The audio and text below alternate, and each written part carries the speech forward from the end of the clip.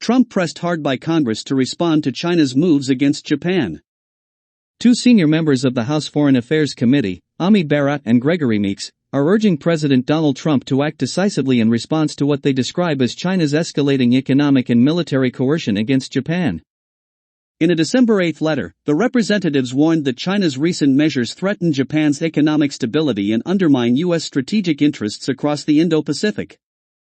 They cite Beijing's import suspensions, tourism and visa restrictions, informal pressure on key industries, and dangerous military maneuvers near Okinawa following Prime Minister Sanai Takaichi's November comments affirming Japan's security role should Taiwan be attacked. A pattern of pressure.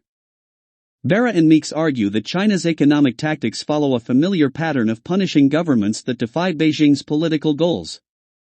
They point to past cases, including retaliation against South Korea in 2017 over the THAAD missile defense system, restrictions on Lithuania after it strengthened ties with Taiwan, and punitive actions against Australia after it called for a COVID-19 origins inquiry.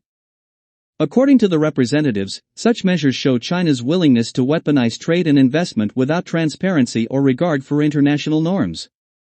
They also cite recent reports of China locking radar onto Japanese military aircraft, calling it part of a broader record of destabilizing activity in the region. Japan is a key U.S. ally. The representatives stressed that Japan is one of America's closest allies and that the U.S.-Japan alliance is central to maintaining a free and open Indo-Pacific. As Tokyo faces retaliation for comments related to Taiwan's defense, they argue that the United States must respond in a way that reinforces Japan and pushes back against the normalization of coercive Chinese pressure. To that end, Bera and Meeks urge President Trump to ensure firm U.S. support for Japan and to reconsider tariffs his administration has imposed on Japanese goods. Lifting these tariffs, especially in sectors targeted by China, would provide immediate relief to Japanese industries and signal strong U.S. resolve in standing by its allies. They add that tariff relief would also demonstrate that the United States rejects China's use of economic leverage for political ends and is prepared to defend partners exercising their sovereign rights. The representatives conclude by offering to work closely with the administration to ensure Japan and other U.S. partners are not left to face such challenges alone.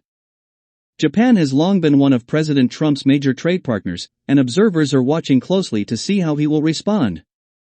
The Indo-Pacific remains a critical hub for global trade, energy, and geopolitics, home to half the world's population and 60% of global GDP.